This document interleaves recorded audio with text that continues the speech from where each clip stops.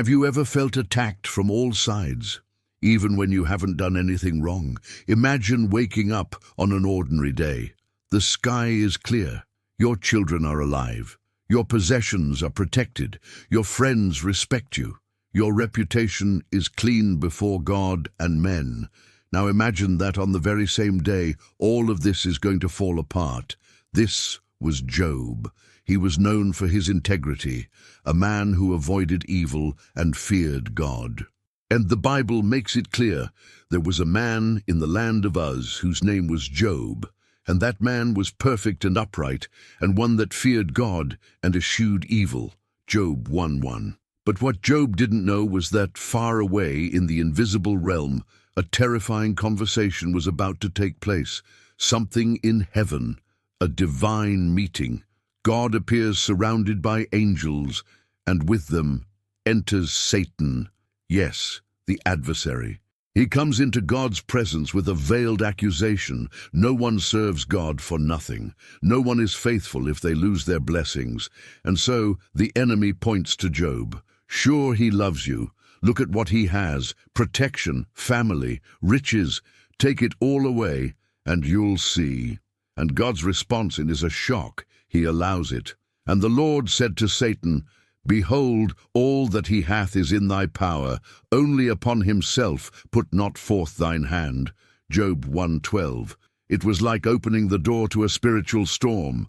From that moment, a devastating sequence begins. A messenger comes running. The Sabaeans attacked. They stole the cattle, killed the servants. Before he finishes, another arrives. Fire from God fell from heaven. The sheep were consumed. Then comes the third. The Chaldeans invaded, took the camels, killed the servants. And finally, the last blow. A message no father could bear. Your children, all your children, are dead. A house collapsed on them. Everything. In a single day.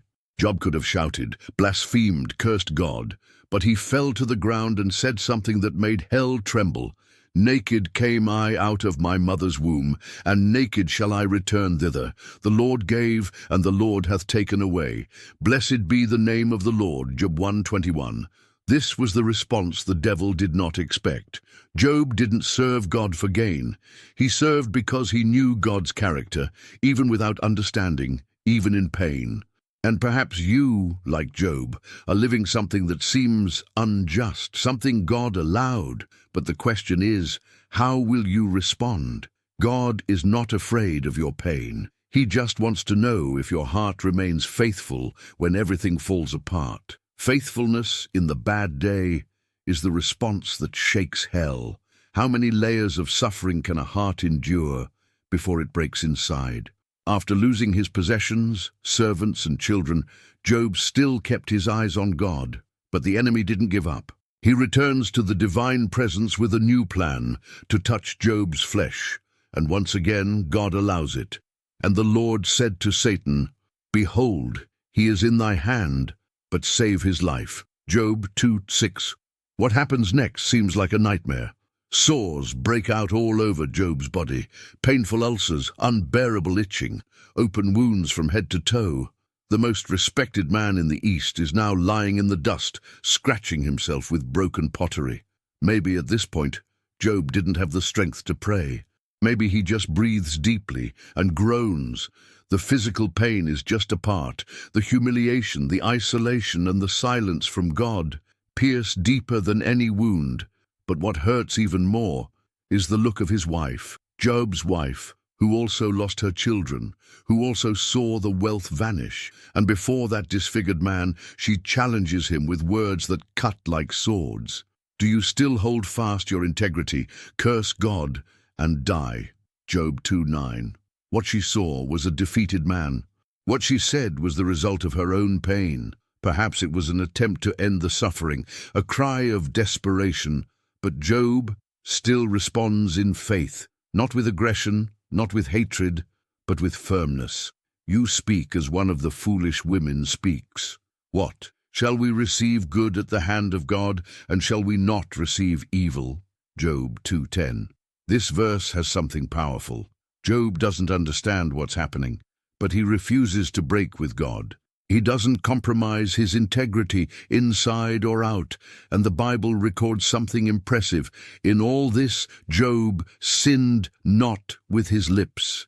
Can you feel the weight of this? There are pains that hurt the body, but there are pains that try to break your identity, make you believe that God has forgotten you, that praying doesn't help, that suffering in silence is foolishness. But it's there that true faith is born, in the gutter, in solitude, in the shard of pottery. When you choose not to blaspheme, when you keep believing even when everything tells you to give up. Perhaps you are here asking, why did God allow this to happen to me? I don't have all the answers, but I know one thing. Hell is watching how you respond, and heaven is too. God's silence and sometimes hurts more than the pain itself. Job was no longer physically alone. 3 friends came to visit him, Eliphaz, Bildad, and Zophar. When they arrived, they were astonished. The man who had once been a prince among men was now unrecognizable, covered in sores, sitting in ashes. And what did they do? They said nothing. For 7 days and 7 nights they sat by Job's side, in silence, because they saw that his grief was very great. Job 2:13. It seems nice, doesn't it? But when Job finally opens his mouth, what comes out is not a prayer, not a plea. It's a bitter cry, a dark outburst. He curses the day of his birth. Let the day perish wherein I was born. Let that day be darkness. Let it not be joyful. Job 3:3-5, adapted. It's as if Job is saying, it would have been better never to have existed. And who hasn't thought something like this in deep anguish? He doesn't curse God, but curses life. His very existence has become a burden. The question why begins to repeat itself like an echo in his soul. Why is light given to the miserable, and life to the bitter in soul, who long for death, but it comes not? Job 3:20-21. These words are harsh, but they are true. Job is alive, but feels dead inside. He's breathing, but sees no meaning. And at this moment, the friends begin to speak, not to comfort, but to judge. They believe everything has a logical explanation, that Job's suffering is punishment, that he must have sinned, that God is simply being just. But they are wrong. Job's pain is not punishment, it's proof. It's an invisible battle, a test of faith before the powers. And here is a profound mystery. Not all suffering is the consequence of error. Sometimes it's trust. Yes, God's trust in someone. God trusted Job enough to allow him to be tested before all of hell. And even when Job didn't understand, even when he cried in despair, his faith remained lit, like a candle in a dark cave. Have you ever felt that? Have you ever had days when you didn't want to get out of bed? When life felt too heavy? Then you understand Job. And you need to know, God is not offended by your pain, nor by your cries. He is listening. Even when you think he is silent, he continues to write. And heaven still believes in you.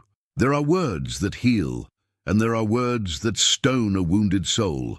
Job, at the bottom of the pit, finally hears his friend's advice. But what begins as concern soon turns into accusation. Eliphaz is the first. He speaks with a pious tone, appearing wise, but his words carry subtle poison.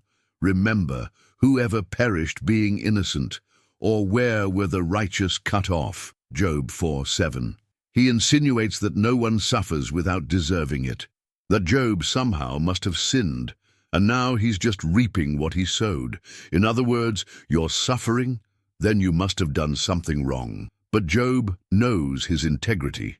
He knows he hasn't done any hidden injustice.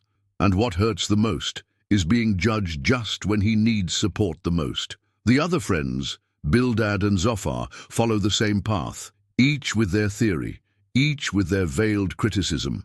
They use religious words, speak in God's name, but lack compassion.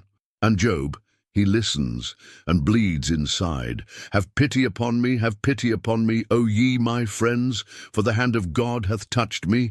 Why do ye persecute me as God hath persecuted me? Job 19:21-22. In this cry, Job reveals something profound.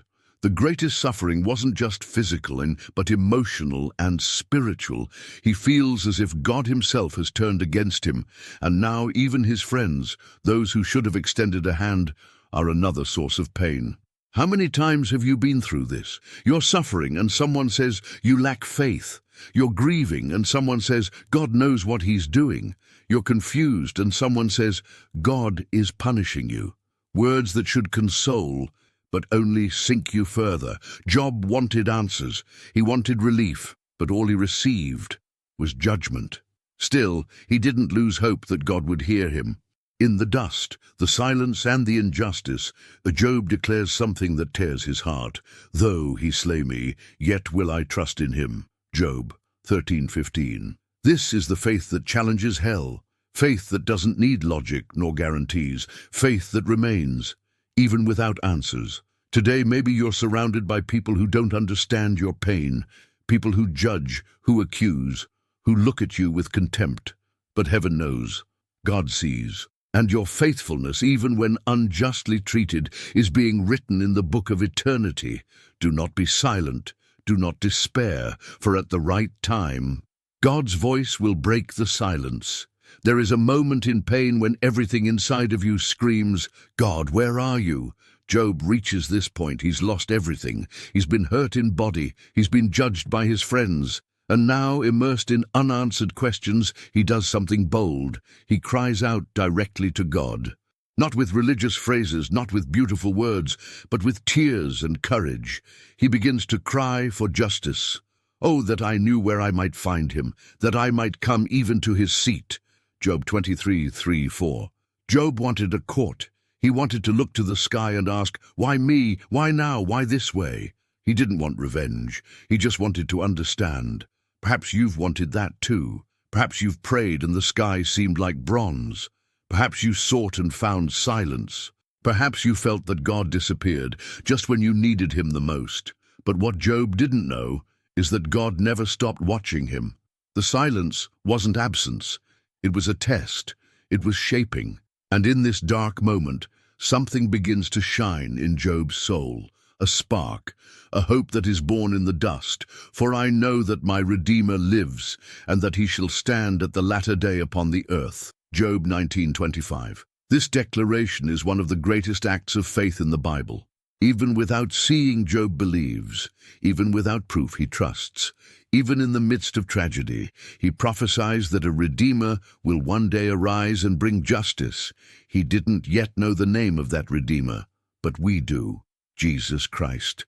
And here, Job's suffering goes beyond his own time. He becomes a symbol for all the righteous who are persecuted, for all those who suffer without explanation, for all those who pray even when they hear nothing. And this is the key. You don't need to understand everything. You don't need all the answers, but you need to hold on to one certainty. Your Redeemer lives, and he will rise at the right time, at the right hour, with the justice the world cannot offer. If you've ever been misunderstood, if you've been judged, if you've cried in silence, this message is for you. It's not the end. Heaven is still writing your story.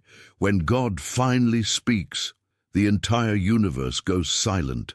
After so many chapters of silence, accusations, laments, and unanswered questions, the moment arrives, and it's overwhelming. Suddenly, in the midst of the storm, God answers Job. But he doesn't answer as we expected. He doesn't bring easy explanations. He doesn't point out culprits. He doesn't give details about what happened behind the scenes in the spiritual realm. God asks questions. Where wast thou when I laid the foundations of the earth? Declare if thou hast understanding. In Job 38:4, God's voice breaks through the whirlwind with power, with authority, but also with tenderness. He begins to describe creation, the sea, the sky, the stars, the animals that no one can tame, the hidden mountains, the seasons of time, the things man cannot see or control. God doesn't diminish Job's pain, but he shows the greatness of his plan. He doesn't offer justifications, but reveals the mystery of his majesty. Perhaps you, like Job, have sought explanations for your suffering.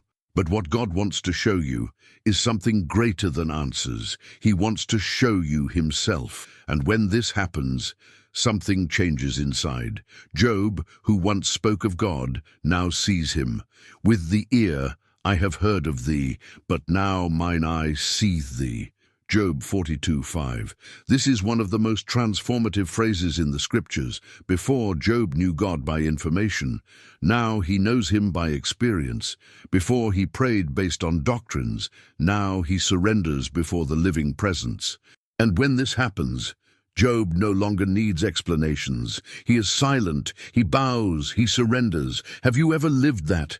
That moment when, even without understanding everything, you feel God's presence so real that all you can do is cry and worship.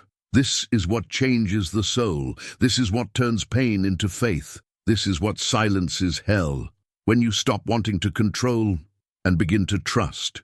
When you let go of why and embrace for what. God allowed Job's suffering not to destroy him, but to reveal him. And the same may be happening to you. God is shaping you. God is revealing who he is to you. God is calling you to a deeper level. You may be in the whirlwind, but it is in it that God's voice reveals itself. Suffering is not the end, but the beginning of a new intimacy with God. After God's voice speaks, Job is transformed inside. He no longer justifies himself, no longer complains, no longer demands. He surrenders. Wherefore I abhor myself, and repent in dust and ashes. Job 42:6. But the most surprising part is still to come. God not only corrects Job, he now turns against his friends. Yes, those who claimed to be wise, who tried to defend God with crooked theology and sharp words. God clearly says they were wrong. My wrath is kindled against thee and against thy two friends. For ye have not spoken of me the thing that is right, as my servant Job hath. Job 42:7. See the irony? Job, the broken man, the wounded one, the questioner, is called by God my servant. The friends, with their empty religiosity, are rebuked. And then God commands something unusual. He tells the friends to bring sacrifices and asks Job to pray for them. Yes, the one who was judged is now called to intercede for those who hurt him.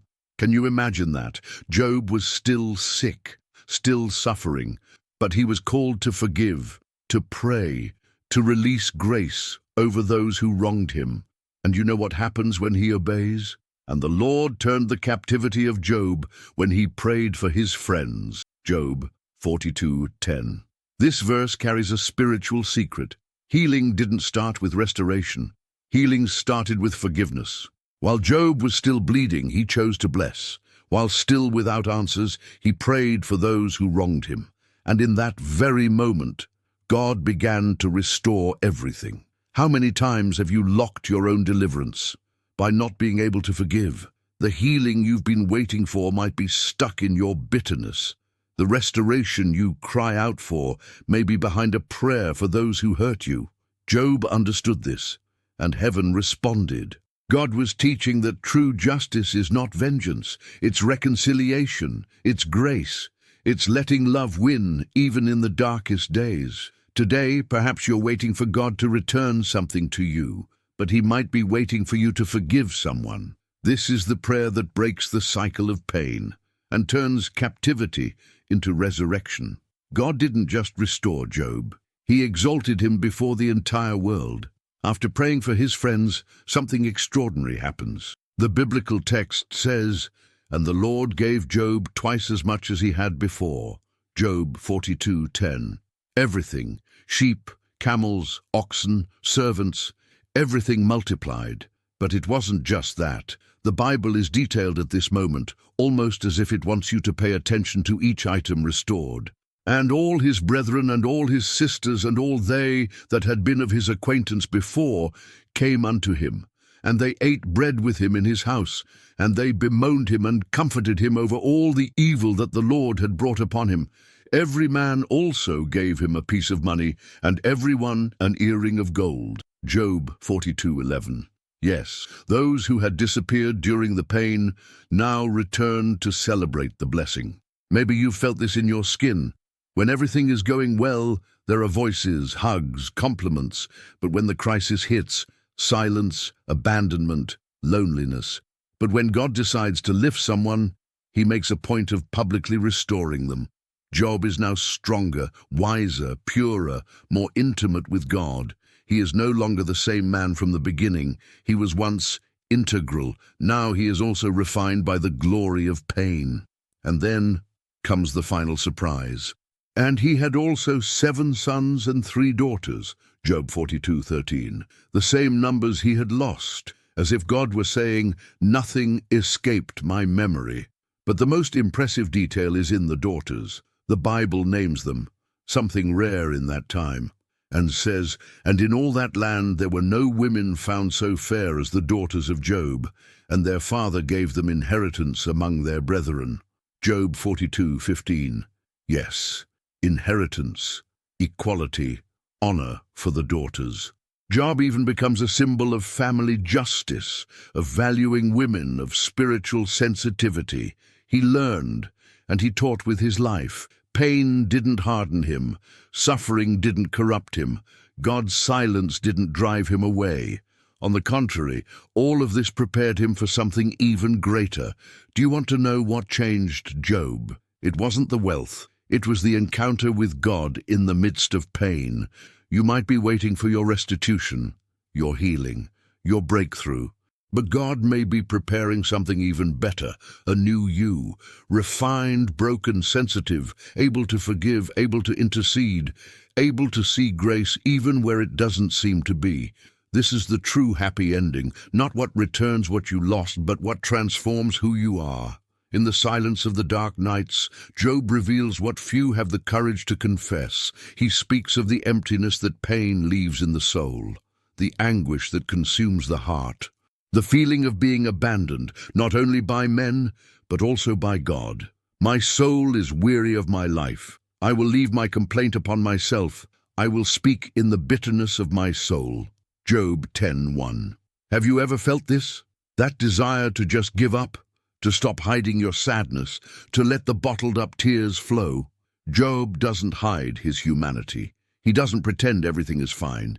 He exposes his fragility before the Creator. But at the same time, there's a plea, a hidden hope. Why then hast thou brought me forth out of the womb? Oh, that I had given up the ghost, and no eye had seen me. Job 10:18. This deep question reveals a mystery of human suffering, the desire to understand the purpose of pain. Why do we allow it to pass through us? For what purpose so much suffering? And here, Job gives us a testimony for life. Even in despair, he did not break his relationship with God. He did not curse the name of the Lord. He did not renounce him. He did not close the door. Job only confessed his pain. This is a lesson the Bible wants you to learn. Faith does not exclude pain nor questioning. You can doubt, you can cry, you can even scream. But what you cannot do is turn your back on God, because it's in the middle of the storm that he reveals himself. It's in the darkest night that God's light shines the brightest. And even when hell seems near, hope remains alive. You are not alone. And the answer that shook hell is not a riddle. It's an invitation for you to trust, for you to wait, for you to stand firm in the presence of the one who sees and can do all things.